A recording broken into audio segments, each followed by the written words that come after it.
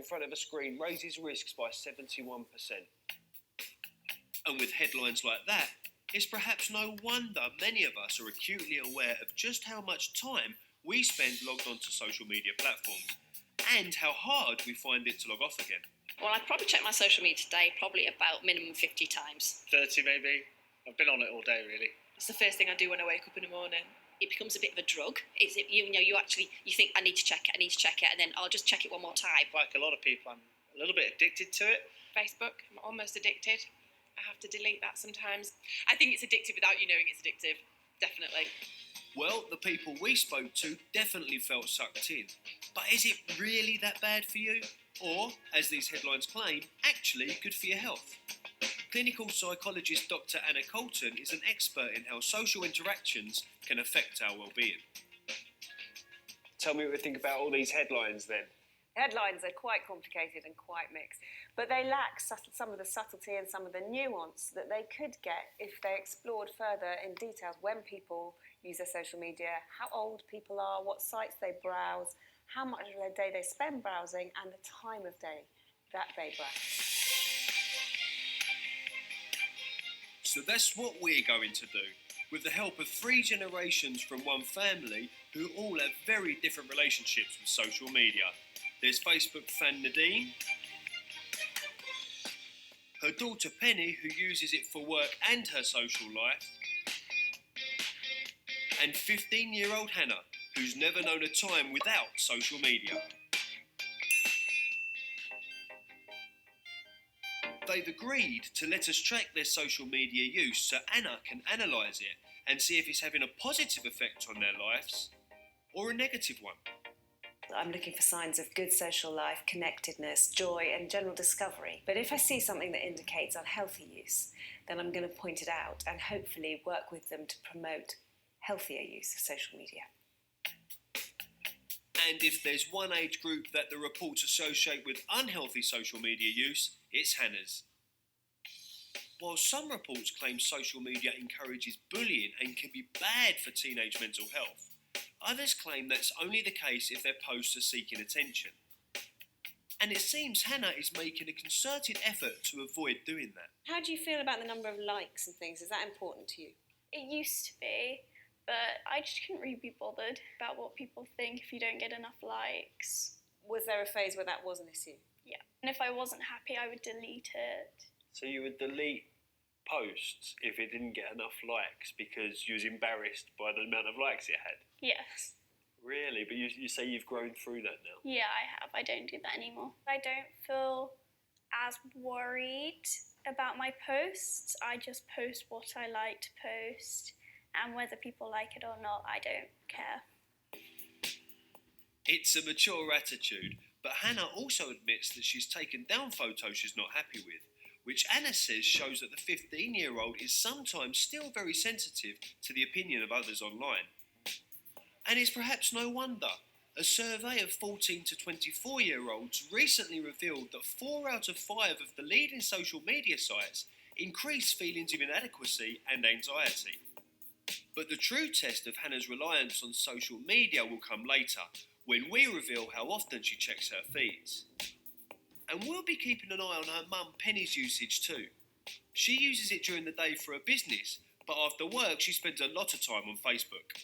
That's my sort of go-to place for sort of sharing with friends. Yeah, definitely. And how often would you say you access that? Several times a day. Several times a day. We spend an average of 2 to 3 hours a day connecting with our friends, family, or even complete strangers online.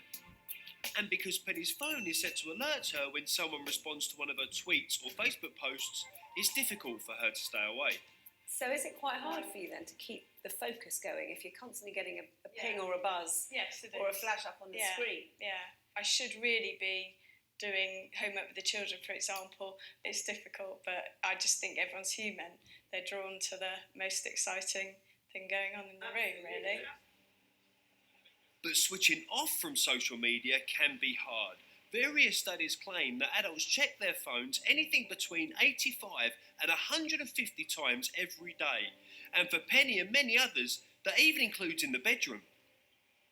I'll often check it bit naughty, but last thing at night before I'm going to bed. It's funny you mentioned that, because I've got a headline here that says just 1 hour of social media a day is enough to ruin your sleeping pattern. Well, I think you don't just browse social media and then it's done. Often it promotes the chain of thoughts, you kind of wonder about something, you might have a bit of anxiety that gets raised. And so even just browsing for an hour not only stimulates the brain neurochemically and visually, but all the emotions that come from whatever it is that you've read, that lingers. And so it's an area that we do need to be really careful in terms of usage, I think.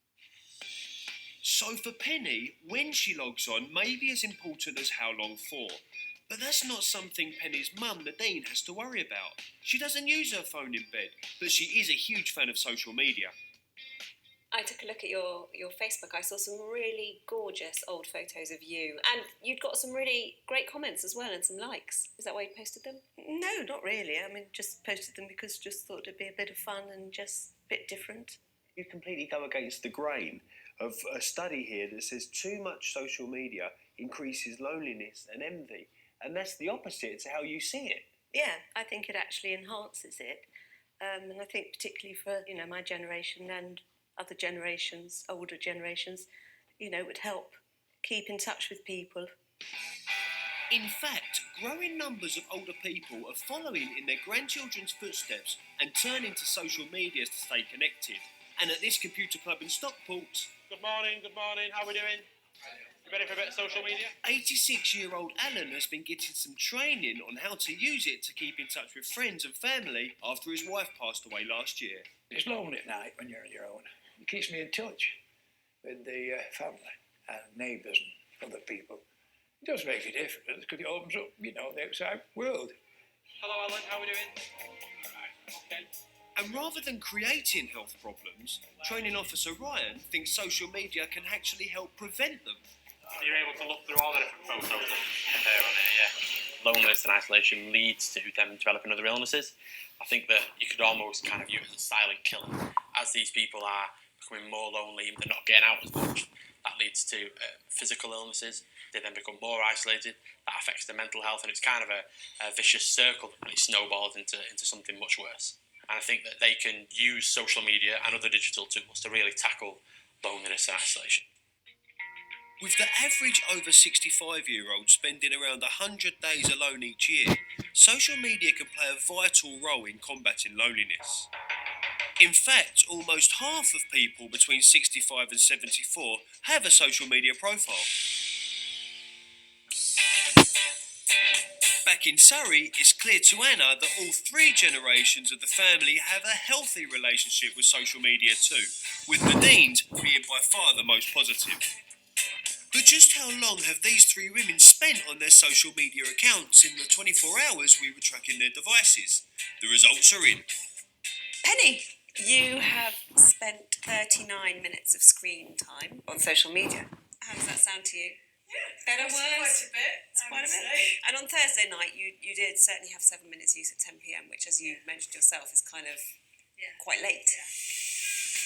Despite using social media for work and personal use, Penny's 39 minutes on Facebook, Twitter and Instagram is, Anna says, evidence that she's good at keeping it separate, even if some of that was in bed. Time to see if Hannah comes anywhere close. What do you think, Hannah? About 3 hours, I reckon. 3 hours. Well, actually, it's close to 4, with 3 hours 55 minutes on your phone today. Hannah spent almost a third of all the time she was awake that day on her phone, and 3 hours and 21 minutes on social media. It's interesting how easily that builds up, isn't it? Because there's a headline, a piece of research here that says that girls glued to their phones are more likely to suffer depression, with 5 hours a day in front of a screen, raising the risk by 71%. And I don't know about you, but I certainly in my mind thought, gosh, 5 hours, how does someone spend 5 hours? But, you're not so far off. But Hannah shouldn't put too much stock in the claims made in this report. Anna says it amalgamates 2 different studies to come up with the headline. So that's not conclusive enough to directly link social media use and depression. But that's no reason to be complacent. What it does show is that the more time you spend on screen, possibly not surprisingly, the more likely you are to suffer low mood or anxiety, probably because you spend more time wrapped up in everyone else's life and comparisons between your own and absorbed in the virtual world rather than the real world. And as for Nadine, well, if there was a competition for who used social media the least, then she'd win hands down, with less than 5 minutes in 24 hours, and that's very low. Anna, we've got 3 generations. Mm-hmm. All 3 use social media very differently, but is 4 hours on your phone a bad thing? I think the takeaway message is to stay in control of your phone use. Not to use it late at night, ideally, not to let it interfere with your sleep. But also, it's brilliant when it's used as a rekindling of friendships or making new friendships. It's not all doom and gloom like many would have us believe. It's not a right or wrong, it's not a yes or a no, it's how and when. How and when, and be aware.